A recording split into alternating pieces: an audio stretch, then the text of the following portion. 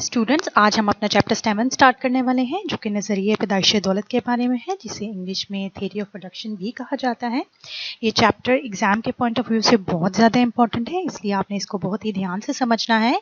और अगर आपको नहीं समझ आती तो अपने जो क्वेश्चंस या क्वेरीज हैं उनको कमेंट बॉक्स में नीचे ज़रूर कमेंट करिएगा, ताकि मैं उनको रिप्लाई करके आपकी अंडरस्टैंडिंग को मज़ीद क्लियर कर सकूँ। स्टिल आपको समझ नहीं आता तो इसको बार बार देखिएगा। आई एम वेरी होपफुल कि मैं पूरी कोशिश करूँगी इसको बहुत आसान तरीके से आपको समझाऊँ, ताकि आप इसको अच्छे तरीके से जो है ज़हन नशीन करें और एग्ज़ाम में अच्छे मार्क्स ले सकें। स्टूडेंट्स, जब से ये दुनिया बनी है तो पैदाइश का जो कॉन्सेप्ट है वो हमारे साथ साथ चलता रहा है। अब ज़िंदगी बसर करने के लिए हम लोगों को दौलत की या इनकम की अशद ज़रूरत होती है, क्योंकि दुनिया में कोई भी चीज़ हम लोगों को बगैर पैसों के कभी भी नहीं मिल सकती। इवन समटाइम मैं एलैबोरेट करने के लिए स्टूडेंट्स को ये भी एक्सप्लेन करती हूँ कि अगर दौलत ना होती तो शायद हमारा जो वजूद है या आपकी जो एग्जिस्टेंस है इस दुनिया में आने के लिए कहीं ना कहीं मुश्किल में पड़ जाती, क्योंकि मेडिकल असिस्टेंस कहीं ना कहीं हम लोगों को पैदाइश के वक्त चाहिए होती है और उसके लिए भी हमें पैसे दरकार होते हैं। आम तौर पर आम अल्फाज में अगर इसको हम समझना चाहें तो किसी भी चीज़ की नॉन एग्जिस्टेंस से आने से पहले का जो दौरानिया होता है वो प्रोडक्शन कभी भी नहीं कहलाता। जब भी कोई चीज़ वजूद में आती है या हमारे सामने फिज़िकल प्रेजेंस की शक्ल में आती है तो उसको हम पैदाइश कहते हैं। लेकिन इकोनॉमिक्स में या इल्म माशियात में पैदाइश दौलत का जो तस्वुर है उसको हम तख्लीक के हम मायनी कभी भी नहीं कहेंगे, क्योंकि ये हमारा ईमान है कि अल्लाह के सिवा कोई भी चीज़ इंसानी तौर पर या किसी भी तरह से तख्लीक नहीं की जा सकती, या कुदरती तौर पर वो अल्लाह ताला के सिवा उसको कभी भी कोई भी नहीं बना सकता। इंसान सिर्फ अल्लाह ताला की तमाम तर अशिया जो हैं उनसे भरपूर तरीके से फ़ायदा या अफादियत उठाने की कोशिश करता है। बहुत सारे माहिरीन ने किसी भी शय से फ़ायदा उठाने को पैदाइशी दौलत कहा, यानी अगर किसी भी शय से हम फ़ायदा उठा सकें किसी भी तरह का तो वो आपको सेटिस्फैक्शन देगी, किसी ना किसी तरह से तस्कीन देगी, जिसको हम पैदाइशी दौलत कहते हैं। क्योंकि दौलत का भी काम यही होता है कि वो हम लोगों की जो ज़रूरियात हैं उसको पूरा कर सके। तो इसलिए जो भी चीज़ किसी भी शक्ल में आपको सेटिस्फाई करती है या आपकी ज़रूरियात को पूरा करती है उसको हम इकोनॉमिक्स में दौलत या वेल्थ कहेंगे।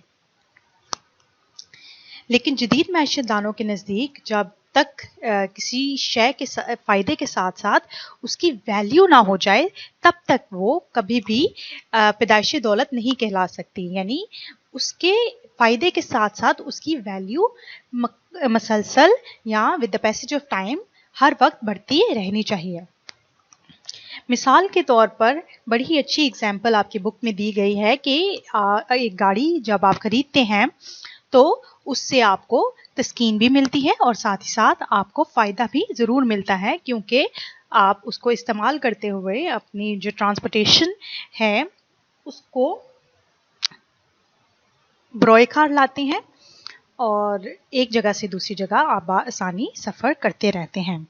लेकिन जब तक के वो गाड़ी आपको पैसे कमाने में या दौलत कमाने में मदद ना करे वो कभी भी आपके लिए वैल्यू इकोनॉमिक्स की टर्म में नहीं रखेगी। लेकिन जब आप उसको बतौर टैक्सी चलाना शुरू करें तो वो आपको फ़ायदे के साथ साथ वैल्यूएबल भी नज़र आना शुरू होगी, क्योंकि अब आप उससे पैसे कमाने लगे हैं, वो आपकी वेल्थ को प्रोड्यूस करने में आपके लिए हेल्पफुल या मददगार साबित हो रही है। आसान अल्फाज में या डेफिनेशन के तौर पर अगर आपने अफादा या प्रोडक्शन को बयान करना है तो आप लिख सकते हैं कि production therefore should be defined not only creation of utility but also the creation of value. यही बात जो अभी हमने ऊपर समझी है कि हमें चीज का फायदा होने के साथ साथ उसकी वैल्यू भी हासिल हो, यानी उससे आपको जब पैसे मजीद बनना शुरू हो जाएं या मजीद आपको पैसे मिलना शुरू हो जाएं तो फिर वो चीज़ जो है इकोनॉमिक्स की नज़र में दौलत कहलाएगी, अदरवाइज वो कभी भी पैदाइश दौलत नहीं होती. उर्दू में आप इसको गौर से देखिएगा कि पैदाइश दौलत से मुराद किसी शय में फायदा यानी उसके फ़ायदे के साथ साथ उसकी वैल्यू का पैदा होना है या उसमें उसकी कदर का बढ़ना ज़रूरी होगा. लिहाजा इल्म माशियात में पैदाइश दौलत उन अशिया और खिदमात की प्रोडक्शन है या पैदाइश है जो किसी इंसानी ख्वाहिश को पूरा करने का एक तो खसूसियत रखती हो और साथ ही जिसमें अफादा, कामयाबी और इंतकाल पजीरी की खसूसियात मौजूद हों. यानी अब ये तीनों चीज़ें आपने याद रखनी है कि कोई भी शय जो कि इकोनॉमिक्स की नज़र में या माशियात की नज़र में दौलत कहलाएगी उसका हमें फ़ायदा होना चाहिए. स्कैरसिटी यानी स्कार्सिटी का मतलब है कि कामयाबी यानी ईजिली अवेलेबल नहीं होनी चाहिए और इंतकाल पजीरी इसमें होना ज़रूरी है, यानी एक जगह से दूसरी जगह पर या वो हैंड्स चेंज करती रहे. जिस तरह से आपकी जो दौलत या पैसे होते हैं वो एक हाथ से दूसरे हाथ में ईजिली आप ट्रांसफ़र कर सकते हैं, तो वो इकोनॉमिक्स की नज़र में दौलत या वेल्थ कहलाते हैं, क्योंकि आप उनकी ट्रांसफरेबिलिटी वैल्यू जो है मज़ीद बढ़ती रहती है. आप उनको देकर, पैसों को देकर एक चीज़ से दूसरी चीज़ खरीद सकते हैं. मिसाल के तौर पर यहाँ बड़ी अच्छी एग्जांपल्स और बड़ी सादा एग्जांपल्स दी गई हैं जिससे आपको समझने में काफ़ी हेल्प होगी, जैसे कि फर्नीचर, कपास, लोहा और लकड़ी वगैरह तमाम तर खसूसियात जो अभी हमने पढ़ी हैं ये रखते हैं. यानी जब आप फर्नीचर लेते हैं तो आप उसको रीसेल कर सकते हैं, कपास से मज़ीद कपड़े बन सकते हैं, कॉटन बन सकता है, लोहे से बहुत सारी चीज़ें बन सकती हैं, लकड़ी से भी बहुत सारे आग जलाने के काम, फर्नीचर वगैरह हम बहुत सारी चीज़ें ले सकते हैं. यानी अब हमें इनका फ़ायदा भी हुआ, ये स्केर्स भी हैं, ख़त्म हो जाने वाली भी हैं और इनकी इंतकाल पजीरी भी मुमकिन है. सो ये तमाम तरशिया जो हैं चंद एग्जाम्पल्स हैं दौलत की. जब भी हम इकोनॉमिक गुड, ये जो भी चीज़ जिसका फ़ायदा होगा आपको और उसकी वैल्यू भी बढ़ेगी, तो वो आपने याद रखनी है कि इकोनॉमिक गुड कहलाएगी, जिसे हम आम अल्फाज में माशी अशिया कहते हैं, क्योंकि इनकी शक्ल जब भी तब्दील होगी तो इनकी कदर जो है वो बढ़ती चली जाएगी. जैसे मैंने आपको अभी बताया कि लकड़ी के टुकड़े से अगर आप मेज़ बना लें तो खासे महंगे बिक सकते हैं, इसलिए लकड़ी एक इकोनॉमिक गुड है, एक माशी शय है. इसी तरह से इससे आप कुर्सी बना सकते हैं, कपास से आप कपड़े बना सकते हैं और लोहे से बहुत सारी मुख्तलिफ किस्म की चीज़ें बनाना मुमकिन है. इसलिए बाज़ लोग अक्सर औकात अशिया भी पैदा नहीं करते बल्कि खिदमात अंजाम देते हैं. यानी अब आपने ये भी याद रखना है कि आपकी जो दिमागी सलाहियत है या आपकी जिस्मानी काविश यानी फिज़िकल एबिलिटी जो है वो भी एक इकोनॉमिक गुड है इन टर्म्स ऑफ इकोनॉमिक्स, क्योंकि आप अपने दिमाग का इस्तेमाल करते हुए या अपनी जिस्मानी कुव्वत का इस्तेमाल करते हुए मुआवजा हासिल कर सकते हैं और जिस भी काम के लिए आपको मुआवजा मिलेगा वो इकोनॉमिक गुड कहलाएगा और पैदाइशी दौलत के ज़िम्मे में वो डेफिनेटली आता है. मिसाल के तौर पर हर वो शख्स जो कि अपनी खिदमात के बदले मुआवजा हासिल करता है, जैसे वो डॉक्टर हो सकता है, प्रोफेसर हो सकते हैं, वकील हो सकते हैं, कोई भी किसी भी किस्म के शोबाए ज़िंदगी से अगर आप ताल्लुक़ रखते हैं और आपको अपनी खिदमात के बदले अगर कोई भी मुआवजा वसूल होता है तो वो इकोनॉमिक गुड या पैदाइशी दौलत कहलाता है.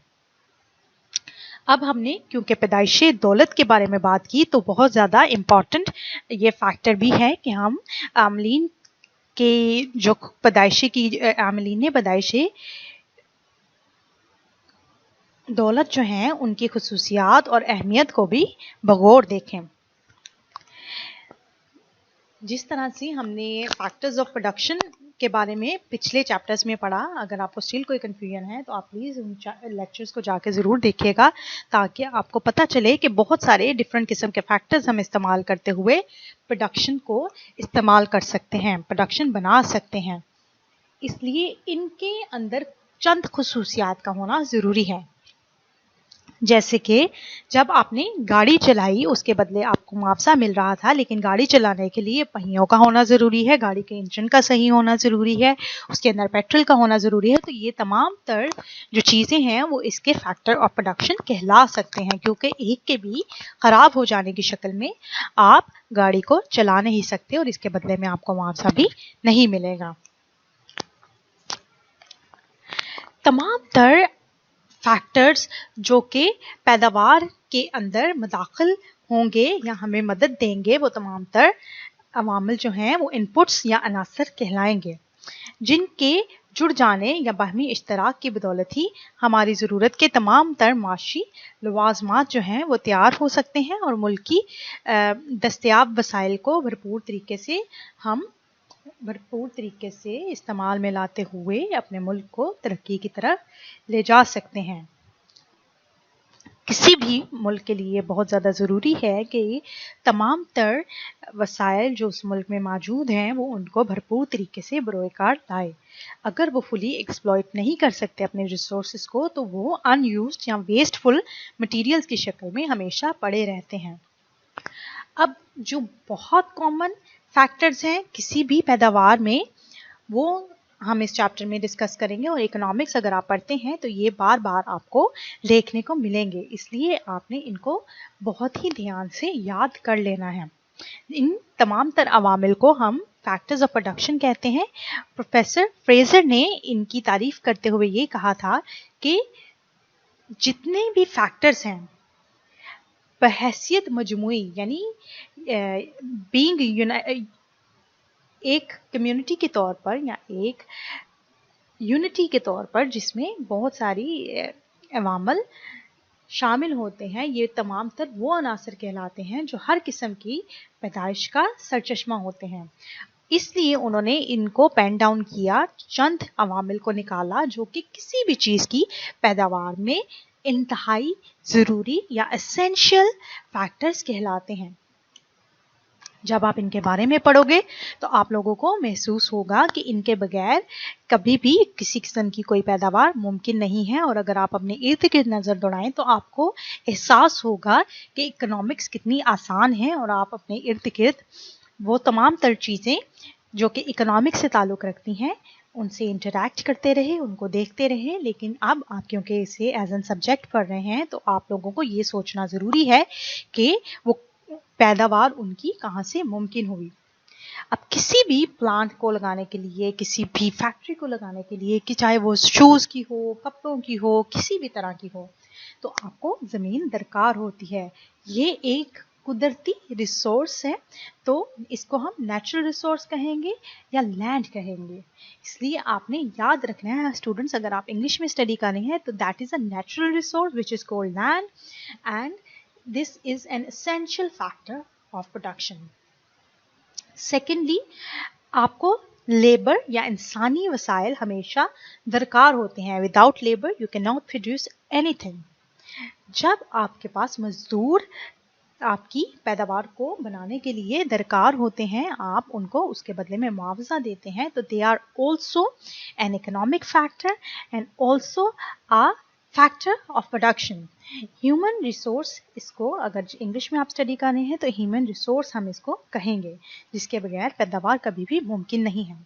साथ ही मॉनेटरी रिसोर्सेज आपको बहुत ज़्यादा अशद ज़रूरत होती है, जिसे हम कैपिटल कहते हैं। हर तरह की फाइनेंसिंग, पैसे जो आपको दरकार होते हैं डिफरेंट किस्म के मुआवजात को अदा करने में और अपनी पैदावार को आगे बढ़ाने के लिए, उसे हम कैपिटल कहते हैं या मॉनेटरी रिसोर्सेज कहते हैं, जो भी पैसों की शक्ल में हम लगाते हैं। ये कैपिटल मशीनरी भी हो सकती है, ये कैपिटल आपके मकान हो सकते हैं, ये कैपिटल आपकी टेक्नोलॉजी हो सकती है, इसमें आप कुछ भी शामिल कर सकते हैं।